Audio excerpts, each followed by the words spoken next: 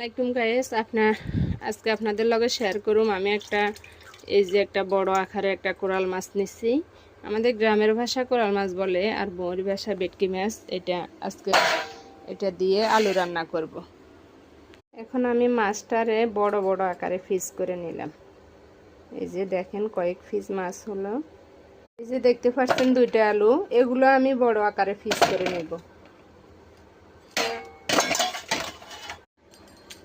এবার আমার আলুগুলো পিস করা শেষ করলাম।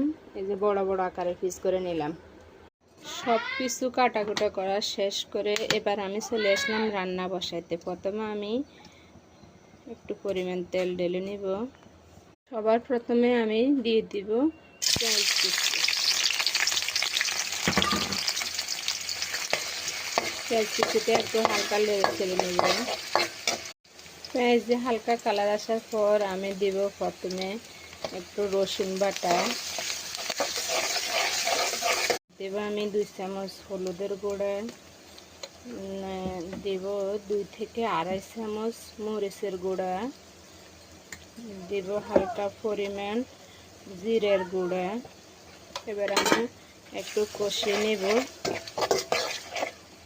এবার দেব আমি একটু পরিমাণ পানি। এই পানি দিয়ে আমি মশলাগুলোরে আর একটু কষিয়ে নেব। মশলাগুলো কষানোর পরে যখন এইভাবে উপরের তেলগুলো বাসি উঠবে, তখন আমি দিয়ে দিব আমার এই যে বড় আকারের মাছগুলো। মাছটারে আমি এই যে উল্টিয়ে পাল্টিয়ে মশলাগুলো মাখিয়ে নেব,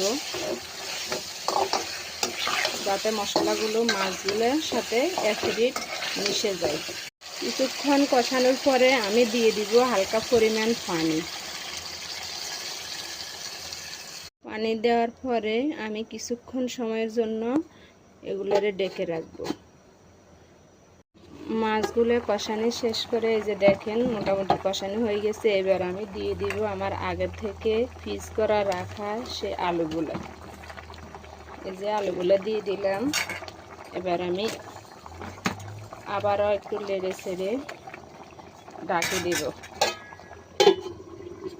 এই যে আমার আলু দিয়ে মাছ বসানোটা, এই যে মনে হয় একটু পানি দিতে হবে, কারণ আলুগুলা এখনো পুরোপুরি সিদ্ধ হয় নাই, তাই আমি আরেকটু পানি দিয়ে দিলাম।